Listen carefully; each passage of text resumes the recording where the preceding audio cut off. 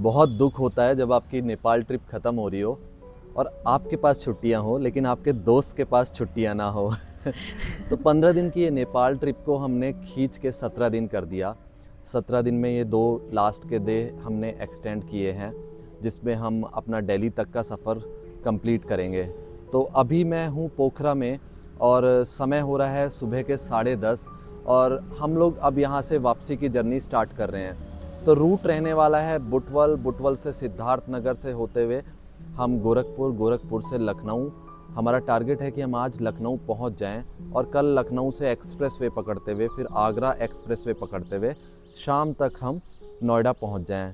Distance 895 kilometre है, बहुत ज़्यादा नहीं है, लेकिन पोखरा से बुटवल का जो रूट है वो पूरा पहाड़ी है और उतरने में हमें 6 या 7 घंटे आराम से लगने वाले हैं। तो ये ट्रिप बहुत ही अमेजिंग रही, बहुत सक्सेसफुल रही। बहुत सारी चीज़ें हमने मिस करी, बहुत सारी चीज़ें हमने ऐसी देखी जहाँ पे हर कोई नहीं जाता है या बहुत लेस एक्सप्लोर्ड है। तो कैसा लगा नेपाल ट्रिप में जो 50-60 बार तुम गिरी हो? 50-60 बार नहीं यार, ये मतलब बहुत बड़ा चक्कर है। इस पूरी ट्रिप में जो कि मेरी पहली लॉन्ग राइड थी, पहली लॉन्ग राइड, ठीक है, इंटरनेशनल बोल लो, लॉन्ग राइड माउंटेन्स पर मैंने पहली बार चलाया। और इसमें टोटल अगर मैं काउंट करूं तो टफ टेरेन पे मैं सबसे ज़्यादा, मतलब टफ टेरेन पर ही गिरी प्लेन। लर्निंग्स क्या रही हैं उसमें? पहले मैं बता दूं मैं टोटल कितनी बार गिरी हूँ। मैं 8 से 9 बार नहीं, वो लोग देख लेंगे, पिछले वीडियोस में देख चुके होंगे। हाँ, गिन लेना। और कई चीज़ें सीखी, जैसे मुझे जो फील होता है कि अगर आप माउंटेन्स पे जा रहे हो और बिल्कुल सीधी चढ़ाई है, टफ है, तो प्लीज़ टॉप बॉक्स मत लगाओ यार, बहुत परेशान हुआ। ये जो है ना, जब खड़ी चढ़ाई आती है ना नेपाल की, और जिस पे बिल्कुल छोटे छोटे पत्थर मिट्टी है, जिस पे चढ़ती नहीं है बाइक, ये पीछे की तरफ पुश करता है आपको। और जब हवा तेज चल रही हो, मतलब कल जब हम मुक्तिनाथ से वापस लौट रहे थे ना, तो बहुत तेज हवा चल रही थी, बहुत ज़्यादा तेज हवा थी। तो उसमें फिर दिक्कत ये होती है कि जब आप ढलान से नीचे उतर रहे हो, हवा भी आपको धक्का देती है कि जाओ जाओ जाओ। और फिर ये ना टॉप बॉक्स बहुत ज़्यादा हिलता है, तो थोड़ा बैलेंस। क्या लग रहा है आज हम कितना कवर कर लेंगे यार? आज ही पहुंच लो या तो इंडिया। मतलब अभी हमने गूगल मैप देखा तो 2 रूट है, बुटवल से ही दोनों रूट जाते हैं, ठीक है, एक टोल वाला, एक नो दो टोल नहीं वाला है, 3 है एक्चुअली। हाँ। एक सिद्धार्थनगर से होके गोरखपुर होते हुए लखनऊ जाता है, एक वाया कपिल वस्तु होके बस्ती होके जाता है जिसपे गोरखपुर बाईपास हो जाता है, और तीसरा रूट वो है जिससे हम आए बनबसा वाला, वो थोड़ा सा लंबा पड़ेगा, इसीलिए और हम वो रास्ता हमने देख भी लिया है। हाँ, वो हमने देख लिया है। तो हम इधर सिद्धार्थनगर वाली साइड से बॉर्डर क्रॉस करना चाहते हैं और इस वीडियो के ज़रिए हम लोग नेपाल के उन खूबसूरत लोगों को अपना शुक्रिया अदा करना चाहते हैं जिन्होंने मुश्किल हालात में हमारी मदद करी, जिन्होंने हमारी सेवा करी, जिन्होंने हमें वेलकम किया, हमारी खातिरदारी करी और हमें बिल्कुल ये फील होने नहीं दिया कि हम किसी दूसरे देश में हैं। सो मैं तो ये कहना चाहूँगा कि आई लव नेपाल। एक बात और मैं बोलूँगी, नेपाल बहुत सेफ है, बहुत ज़्यादा सेफ है। हमने रात के 10 बजे भी राइड की है ना, 11 बजे, 11 तो नहीं, 10:30 तक हमने राइड की है हर जगह। रिमोट एरिया में भी हम गए और सिटी में भी गए। और कई बार लगता है ना कि यार लड़की है तो रात में राइड सेफ है या नहीं है, लेकिन मुझे बहुत बहुत सेफ फील, कहीं भी मतलब हमारी चीज़ें ख़राब हुई, हमारे क्लच प्लेट गई, हमारा ये बिल्कुल टूट गया था ऑलमोस्ट नीचे से प्लेट। उस सब सिचुएशन में भी हमें मैकेनिक मिल गए, लेकिन हमें कहीं भी ऐसा फील नहीं हुआ कि हम फंस गए हैं तो सेफ्टी का इशू है, बल्कि लोग आगे आए अपनी तरफ से और उन्होंने हेल्प करी। तो बिल्कुल नेपाल बिल्कुल सेफ़ है, सारी दुनिया जानती है, इसीलिए यहाँ पे टूरिज़्म बहुत ज़्यादा है और लोग आते हैं, फ्रीली रहते हैं। तो चलो अब हम आपको दिखाएंगे नोएडा तक का सफ़र। मिलते हैं रास्ते में। Bye bye. Nepal to Noida, Nepal to Noida last day. Bye bye. Bye bye, thank you so much. दोबारा आएंगे आपसे, है ना? बिल्कुल।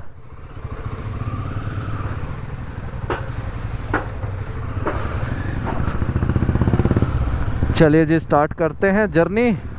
और मैप लगाया है हमने लखनऊ का, फ़िलहाल लखनऊ 459, राउंड फिगर में 460 किलोमीटर का डिस्टेंस दिखा रहा है, 12 घंटे 3 मिनट।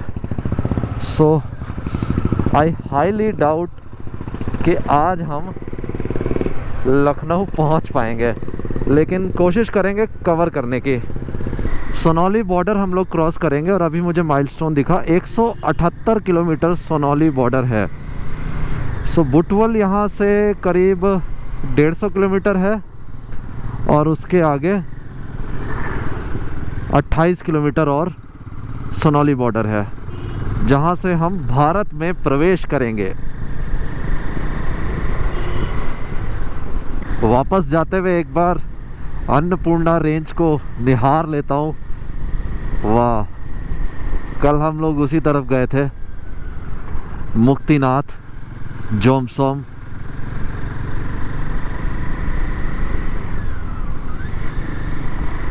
भाई 101 किलोमीटर चल ली है नॉन स्टॉप।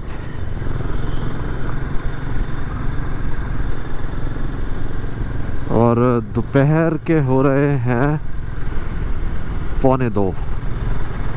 अच्छा, एक क्विक अपडेट ये है कि हमने सोचा था कि हम सोनौली बॉर्डर क्रॉस करेंगे और वहाँ से गोरखपुर होते हुए जाएंगे लखनऊ, लेकिन अभी जो है गूगल मैप दिखा रहा है कपिलवस्तु से नेपाल के कृष्णा नगर होते हुए इंडिया के बढ़नी बॉर्डर हम लोग क्रॉस करेंगे और फिर वहाँ से हम बलरामपुर और गोंडा के बगल से निकलते हुए लखनऊ जाएंगे। तो इसमें जो है ना, इसमें डिस्टेंस है 332 किलोमीटर लखनऊ का, यहाँ से अभी जहाँ बैठे हैं हम, यहाँ से बुटवल 35 किलोमीटर और है अभी।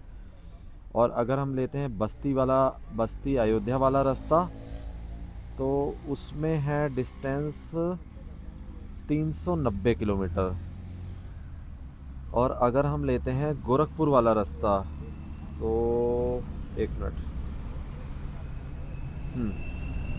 गोरखपुर वाले रास्ते में 457 किलोमीटर डिस्टेंस है।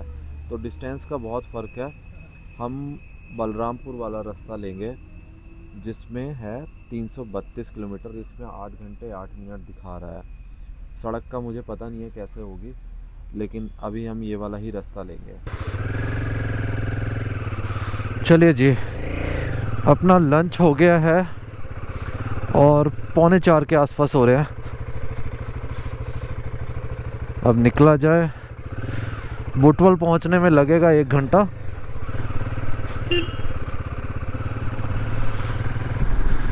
खाना खा के बाइक चलाने का मन नहीं करता, और आज तो वैसे भी बाइक चलाने का मन कर ही नहीं रहा। वापस जा रहे हैं ना, तो कोई एक्साइटमेंट नहीं है। सनसेट होने ही वाला है, क्योंकि देखो बस उस पहाड़ के पीछे छिपा और सनसेट ऑलमोस्ट हो गया। और यहाँ पे जहाँ धूप आ रही है वो तो ठीक है, लेकिन जहाँ पे धूप नहीं आ रही है ना, तो इतना ठंडा हो गया एरिया कि वहाँ पे बैठा ही नहीं जा रहा।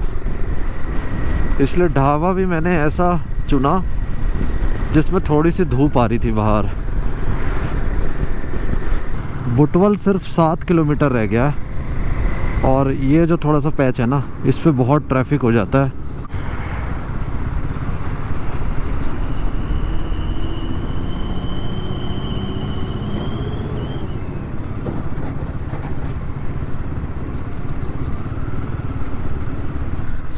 यहाँ टनल बन रही है, चाइनीज़ कंपनी बना रही है कोई,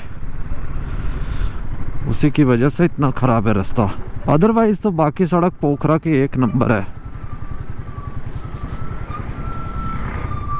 करीब 5-5.25 घंटे में हम लोग बुटवल पहुँच गए हैं, और यहाँ से अब हम सोनौली बॉर्डर ना जाते हुए हम जा रहे हैं कपिलवस्तु होते हुए कृष्णा नगर बॉर्डर, यानी इंडियन साइड में बढ़नी बॉर्डर।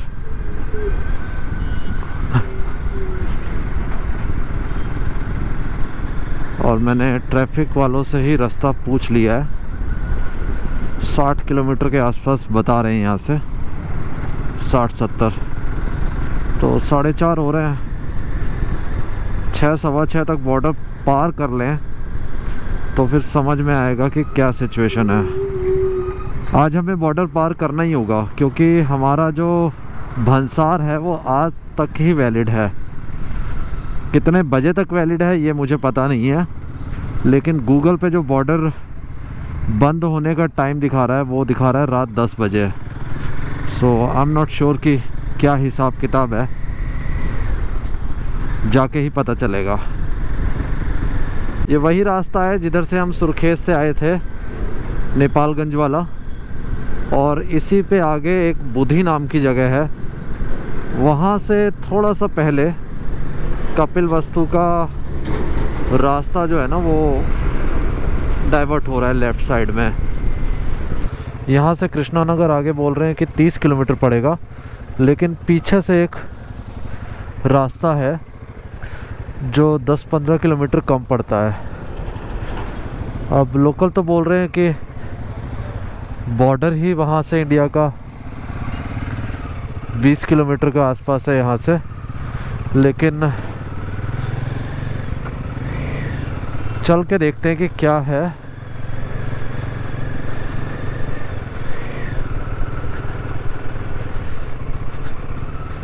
ये हमने दरअसल मिस कर दिया था, किरण ने मुझे बताया कि वहाँ पे एक रास्ता डाइवर्ट हुआ है।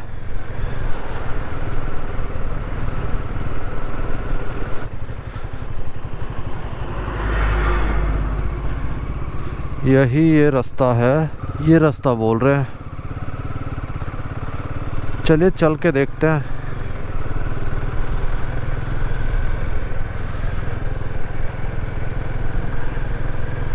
मेन रोड से थोड़ा अलग है, सुनसान है, ओहो, लेकिन मेन रोड से बेहतर है।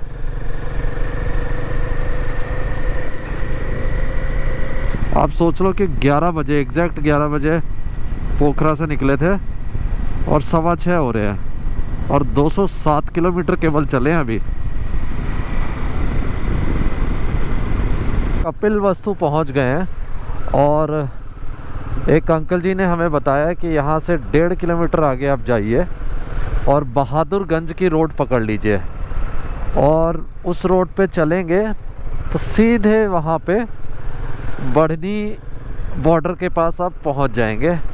और बता रहे थे कि बढ़नी स्टेशन सटा हुआ ही है बिल्कुल बॉर्डर पे। कपिलवस्तु कभी किताबों में पढ़ा करते थे कपिलवस्तु आज यहाँ से हो के गुजर रहे हैं। यहाँ के लोगों की भाषा जो है बिल्कुल उसमें अवध वाला टच है, लगेगा ही नहीं कि ये पार्ट नेपाल में है। भैया बहादुरगंज के लिए भारत बॉर्डर के लिए यही जाता है ना? कितना दूर है? हाँ जी, भारत इंडिया बॉर्डर यही जाता ना? कृष्णानगर बढ़नी वाला जो है, जाइए यहाँ से 12 किलोमीटर। हाँ हाँ बहादुरगंज से टर्न मारिएगा 8 किलोमीटर बॉर्डर ही नहीं दिया आजकल जी। ये तो का चल ही नहीं दिया, गरीब मने के हम क्या नहीं चलत? चले नहीं देते का हम क्या कह रहे हैं? मारते हैं हम लोग। कौन? बस वाले। अरे खराब करते हैं। अब बताओ, हम लोग 4 सवारी नहीं ले जाते, वो लोग 50-50 ले जा रहे हैं। पुलिस वालों से कंप्लेन कीजिए। पुलिस वाले सब मिले जुले हैं। आप नेपाल के वासी हैं? हाँ, हम यही केतौलिया के पास 22 किलो बहादुर 22 किलो है। हम लोग ऑटो वाले पूछ 4-5 किलो बढ़नी। ठीक है, ऑटो वाले के मार रहे हैं, यहाँ कैमरा का गया। अरे चलिए, धन्यवाद धन्यवाद।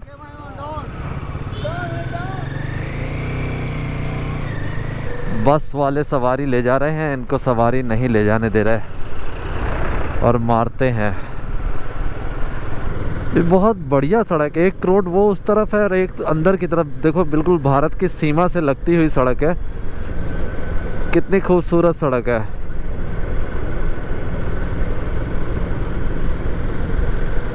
बहादुरगंज तो आ गए हैं, अब यहाँ से लेफ़्ट ही होगा ऑब्वियसली इंडिया, लेकिन कोई रास्ता दिख नहीं रहा है।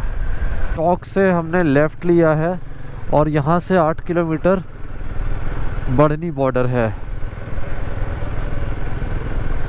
अब समस्या ये हुई है कि हमारे पास नेपाली करेंसी में काफ़ी कैश रखा है, और ये जगह देखकर लग रहा है कि यहाँ पे एक्सचेंज होती नहीं है कहीं पे भी, कोई बहुत बड़ी जगह है नहीं। अब हमें ये भी डाउट है कि पता चले बॉर्डर क्रॉस कर लें उसके बाद भी ना हो। Sorry sorry. सर इसलिए आपको ओवरटेक के कारण अच्छा। हमारे 10 रूलों का ये है कि आप एक बार चल के उधर कॉफी और थोड़ा नाश्ता वास्ता करके जाइए सर। जैसे आगे चौक पे है। अरे ऐसा क्या हो गया? अभी नहीं सर, हम लोग टूरिस्ट को देखते हैं ना, तो हम लोग को ज़्यादा हो। चलिए हमें चाय पीनी थी। आप कॉफी चल के सर, कॉफी हमारे एक बात बताइए, यहाँ कहीं करेंसी एक्सचेंज होती है क्या? हो जाएगी सर। हो जाएगी। चलिए, तो हम लोग टूरिस्ट को सर बहुत इज्जत करते हैं। अरे आइए, चलिए चलिए चलिए, आपके पीछे चल रहा है। घुमाइए सर, तो ये तुम्हें ओवरटेक करके आए हैं। अरे धन्यवाद भाई। चौक से पीछे पीछे हमारे आ रहे हैं, बोल रहे हैं कि आप टूरिस्ट है, चाय पीकर जाइए। हमने चाय वैसे भी पीनी थी।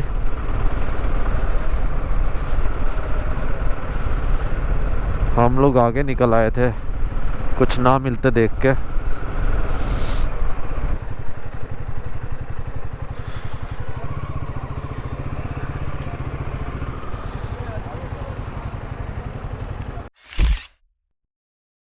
बहुत बहुत धन्यवाद, bye, thank you so much.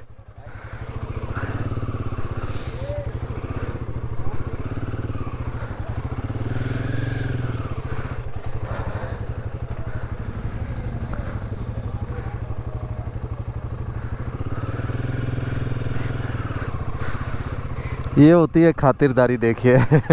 हम यहाँ से बॉर्डर की तरफ बढ़ रहे थे, बढ़नी बॉर्डर की तरफ, और वो गुड्डू नाम का लड़का पीछे से बाइक फॉलो करते हुए हमें आगे जाके उसने रोका और बोला कि सर आप चाय कॉफ़ी कुछ पी के जाइए, हम लोग टूरिस्ट की बहुत इज्जत करते हैं।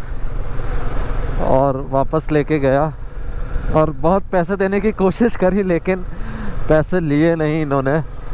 तो ये नेपाल है। बहुत ही अच्छा लगा, मज़ा आ गया। ऐसी मेहमान नवाजी नेपाल में ही संभव है। Thank you Nepal. तो गुड्डू भाई, अगर आप ये वीडियो देख रहे हो ना, तो आपका बहुत शुक्रिया चाय पिलाने के लिए। करेंसी के लिए हमने इनसे बात करी थी, इन्होंने आगे किसी से बात करी, तो वो थोड़ा सा कमीशन ज़्यादा ले रहे थे। फिर इन्होंने ही बोला कि आप यहाँ से मत लीजिए, ये ज़्यादा कमीशन ले रहे हैं, आप बॉर्डर पे जाइए और वहाँ पे रेट तय करके वहाँ पे एक्सचेंज कर लीजिए, तो ठीक रेट आपको मिल जाएगा। ये देखिए जी, सामने मैं हिंदुस्तान का बॉर्डर देख सकता हूँ, और यहाँ हमें डॉक्यूमेंट चेक कराने होंगे।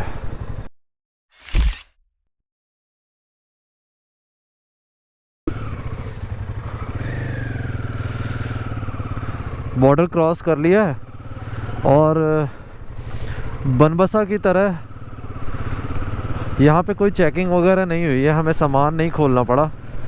हमें यही लग रहा था कि सामान खोलना पड़ेगा और टॉप बॉक्स वगैरह जो बिल्कुल परमानेंट फिक्स किया हुआ है वो कैसे निकालेंगे, लेकिन बस आईडी चेक करी, 2-4 सवाल पूछे। ये देखिए, ये बढ़नी रेलवे स्टेशन जस्ट बॉर्डर से लगा हुआ।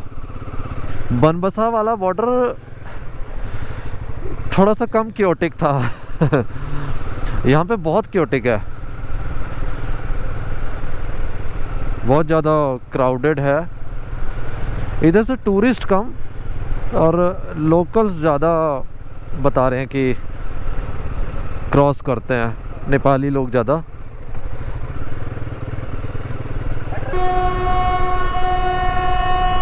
लखनऊ यहाँ से अभी काफ़ी दूर है, 5 घंटे के आसपास दिखा रहा है गूगल मैप। तो हम 8:08 हो गए इंडियन टाइम के हिसाब से। लखनऊ तो नहीं निकलेंगे अभी, बीच में ही बलरामपुर है 67 किलोमीटर पे, वहाँ पे हम लोग सोच रहे हैं कि रुका जाए। ये फाटक आ गया है। 38 kilometre Tulsipur, Balrampur 65 kilometre, Lucknow 225 kilometre. 225 kilometre नहीं चलाएंगे हम आज। जो एसएसबी वाले हैं उन्होंने भी बोला कि रात में मत ट्रैवल करना, आप बलरामपुर में जाके रुक जाओ। तो तो आज की हमारी फाइनल डेस्टिनेशन होने वाली है बलरामपुर अभी तक।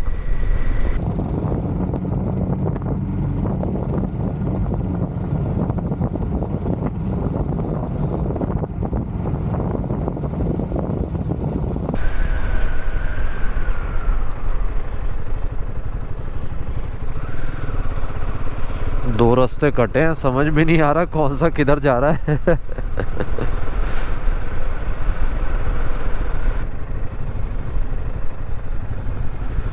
तुम आगे चलो, तुम्हें फॉलो करूंगा। फॉग लाइट है ना तुम्हारे पास, बहुत ध्यान से चलना। दोस्तों इस कोहरे में बाइक चलाना असंभव हो गया है। यहाँ से 19 किलोमीटर तुलसीपुर बचा है, वहाँ पे जाके देखा जाएगा। अगर कुछ स्टे का मिलता है तो वहीं रुकेंगे।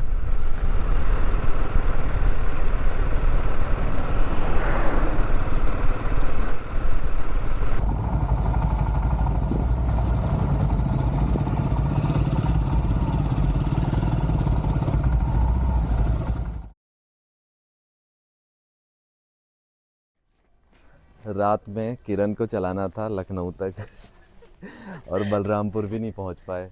भाई इतना कोहरा था कि पूछो मत। मुश्किल से 29 किलोमीटर हम लोग कैसे आए हैं पता नहीं। तो अब आज इशू ये है कि आज ऑलमोस्ट हमें 650-700 किलोमीटर चलाना है। यहाँ से अभी 200 किलोमीटर लखनऊ है, फिर लखनऊ से 550 किलोमीटर के आसपास नोएडा।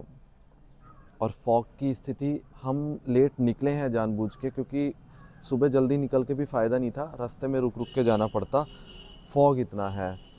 तो अब सीन ये है कि देखो कहाँ कहाँ फॉग मिलता है। और किरण जी का सुबह ऑफिस ज्वाइन करना 6 बजे सुबह, 9:30 बजे तुलसीपुर नाम की जगह उत्तर प्रदेश में हम बलरामपुर से करीब 30 किलोमीटर दूर खड़े हैं। क्या पहुँचेंगे कि नहीं? यार पहुंचेंगे। आज हम कहीं नहीं रुकेंगे, आज हम खाना भी नहीं खाएंगे। एक दिन हम कंटिन्यू चलाएंगे, बीच में देखते हैं 10 या 15 मिनट का ब्रेक ले ले, लेकिन 9-10 बजे रात तक पहुंच जाए। 9:30 बजे हम लोग तुलसीपुर से निकल गए हैं। कोहरा कम है अभी, उतना नहीं है। रात में तो तैर रहा था ऐसे। ऑलमोस्ट 1 बजने वाले हैं और ये ट्रैफिक का हाल आप देख सकते हो। कुछ इस वजह से हमारा मूवमेंट बहुत स्लो है और हम एक्सप्रेस वे पे अभी एंटर किए नहीं हैं। अभी बाराबंकी आएगा, फिर लखनऊ आएगा और फिर हम एक्सप्रेस वे पर चढ़ेंगे। तो ये काफ़ी देर हो गई है हमें। अगर इसी स्पीड से चलते रहे तो हमें नोएडा पहुंचने में रात के 11-12 बज जाएंगे।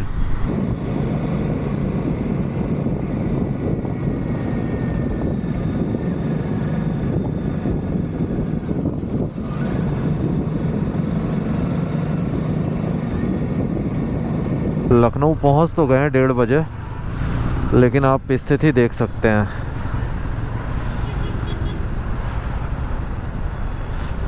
पंद्रह 20 मिनट से ऐसे ही रेंग रहे हैं यहाँ पे। लास्ट टाइम भी जब मैं लखनऊ आया था, जब सिक्किम ट्रिप स्टार्ट करी थी, तो यार बहुत 2 घंटे मुझे पूरा सिटी में अंदर घुसने में लगे थे। बहुत ट्रैफिक था। शाम के टाइम आया था तब मैं। हाईवे देखते किरण ने तो भगा रखी है, बिल्कुल भगा रखी है। 100 से नीचे चल ही नहीं रही है।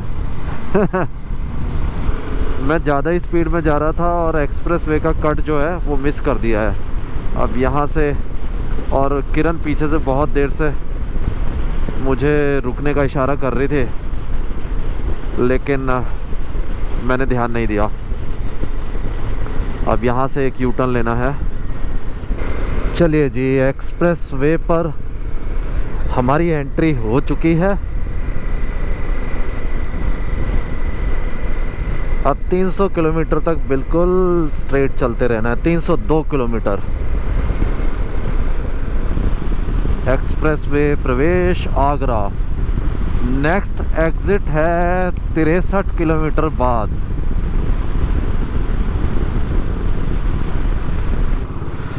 तो जी टोल गेट आ गया है और अब पे किया जाएगा टैक्स।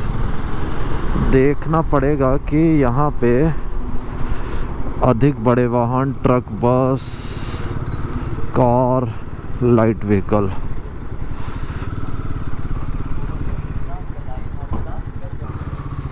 गलत लेन में घुस गया।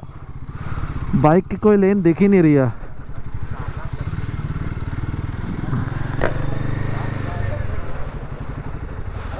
दो गाड़ियों के हैं, मैं कैश देता हूँ। 660 रुपये हो गए ना दो गाड़ियों के।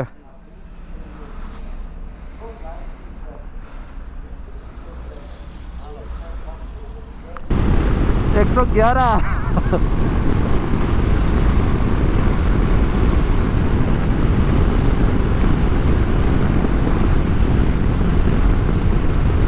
अभी कल जितना फॉग नहीं हुआ है। कल तो बिल्कुल ये आंखों के पास ऐसे तैर रहा था। तो अभी तो फिर भी हम देखिए 80, 90, 95 की स्पीड पे चला रहे हैं। ये देखिए 88 की स्पीड बिल्कुल सही बता रहा है। और इस हाईवे की अच्छी बात यह है कि जो रिफ्लेक्टर्स जगह जगह लगे हुए हैं और जो मार्किंग है ना वो बहुत अच्छी है, तो नज़र आ रहा है। अभी फॉग बहुत दूर है तो ऐसी कोई प्रॉब्लम नहीं हो रही है। लाइट्स अच्छी जला रखी हैं। ये पूरे हाईवे पे ऐसे लगी हो ना तो बहुत ही आसान हो जाएगा बाइक वालों के लिए सफ़र। देखो अभी विजिबिलिटी काफ़ी बढ़ गई इनकी वजह से। भले ही फॉग है लेकिन दूर तक नज़र आ रहा है। हम दोनों की बाइक में पेट्रोल ऑलमोस्ट ख़त्म होने वाला है। मेरी 87 की रेंज बची है और किरण की बाइक में भी रेंज तो नहीं दिखा रहा है लेकिन उसका फ्यूल मीटर है बिल्कुल एम्प्टी पे है। तो ये फ़िरोज़ाबाद और फ़तेहाबाद का एग्ज़िट आ गया है 1 किलोमीटर बाद और आगरा का एग्ज़िट 22 किलोमीटर बाद है। तो हमने डिसाइड ये किया है कि हम इस एग्ज़िट से निकलते हैं, तेल भरवाते हैं पहले फिर आगे बढ़ेंगे। कहाँ बताया पेट्रोल पंप? लेफ्ट में ले लीजिएगा, राइट में बराबर है। ठीक है। पेट्रोल पंप 500 मीटर है। अच्छा ठीक है।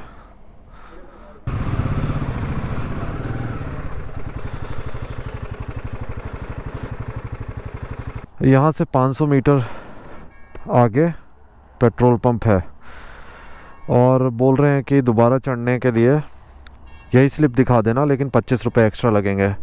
तो यही करेंगे, तेल भरवा के दोबारा से चढ़ेंगे क्योंकि पूरा अंदर टाउन से होके जाने का मतलब है बहुत टाइम वेस्ट करना। टैंक फुल करवा लिया है फिर से, अब उसी पे चढ़ना है हमें। भैया ये तेल भरवाने के लिए उतरे थे तो उन्होंने बोला कि इधर से 25 रुपये एक्स्ट्रा दे के, क्योंकि आगे तक का है दोनों गाड़ियों का। वो तेल ख़त्म हो गया तो यहाँ से उतरना। कितना? हाँ वही ना, दोनों गाड़ियों के ना, कोई दिक्कत नहीं है। ये आगे चलेगा ना फिर से? वो इमरजेंसी हो गई तो तेल भरवाने के लिए ना, उनकी पर्ची दिखानी है, हो जाएगा। मुझे याद नहीं है पिछले 250 किलोमीटर जो हम चला चुके हैं उसमें मैंने मुश्किल से बस जहाँ पे रुकना है ना फाइनल वो वहीं पे ब्रेक लगाए होंगे, बीच पे कहीं ब्रेक ही नहीं लगाए।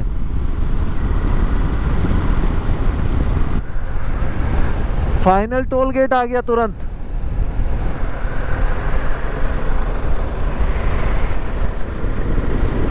ज़्यादा दूर था नहीं वहाँ से। 4.5 घंटे के आसपास हमें लगे। तो अगर हम आधा घंटा पहले ब्रेक का और आधा घंटा अभी फ्यूल ब्रेक का निकाल दें तो 3.5 घंटे में हम लखनऊ से आगरा आ गए। रात के 8:33 पे ग्रेटर नोएडा एक्सप्रेसवे पे हम लोग आ चुके हैं। अभी टोल नहीं आया है लेकिन सारे हाईवे और सब कुछ क्रॉस करके फाइनली इस पे एंट्री हो चुकी है।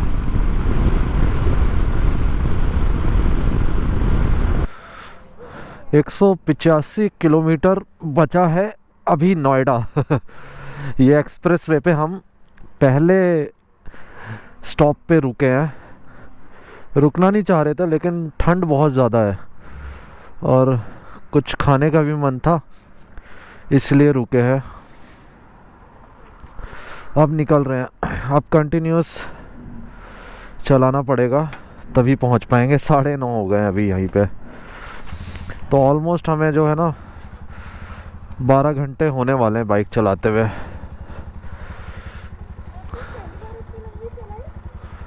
नहीं, इससे ज़्यादा भी चलाई है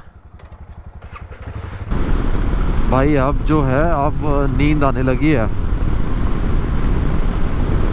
क्योंकि बिल्कुल खाली सड़क है और एक ही स्पीड से चल रहे हैं, तो अब ऐसा लग रहा है कि बस अब पहुँचे हैं।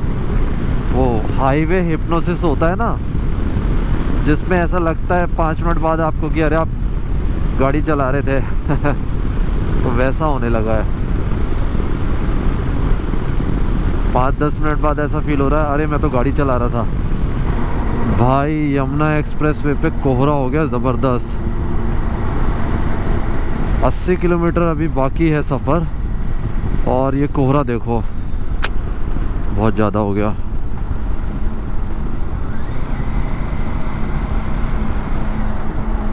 इसी का डर था। पूरे रास्ते सब ठीक रहा और अचानक से आके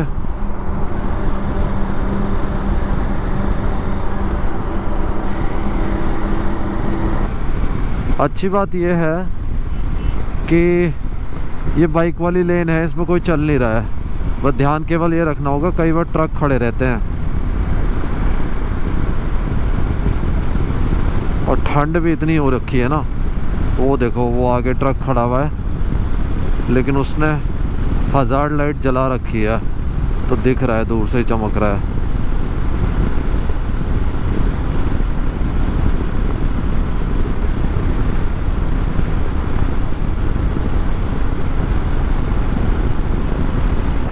साथ साथ चलो, मेरी लाइट से दिख नहीं रहा।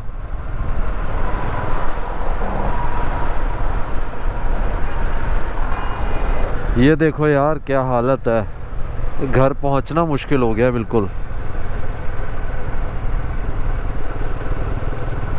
टोल प्लाजा भी नहीं दिख रहा है, अब जाके दिखना शुरू हुआ।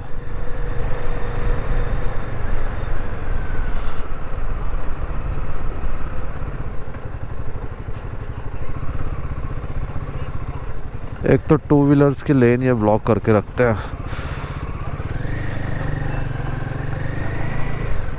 भयंकर कोहरा, भयंकर।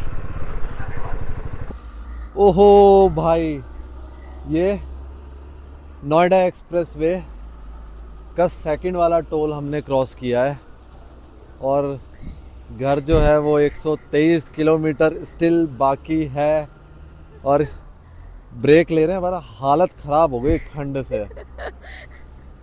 क्या कितने किलोमीटर चलाया किरण आज अभी तक? यार मुझे लग रहा है 500 550 तो हो ही गए होंगे ना यार, ज्यादा ही हो गया। 200 किलोमीटर लखनऊ था वहाँ से, हाँ। तुलसीपुर से, फिर 200 के बाद 300 किलोमीटर आगरा था, 500 तो ये हो गया। हाँ, और मतलब टोटल 70-80 किलोमीटर इस पे चला लिया है अभी। हाँ, मतलब 700 किलोमीटर के आसपास हो जाएगा।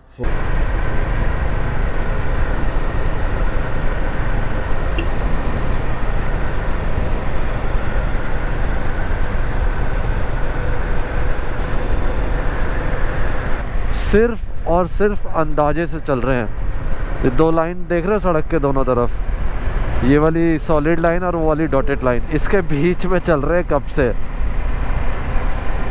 क्योंकि कुछ दिख ही नहीं रहा है। फाइनली एक्सप्रेस वे ख़त्म हो गया रात के 12:30 बजे। यहाँ पे पीछे नोएडा ट्रैफिक पुलिस वालों का चेक पोस्ट लगा हुआ था और 10 मिनट वैसे ही बात करने लगे बाइक देख के, कहाँ से आ रहे हो।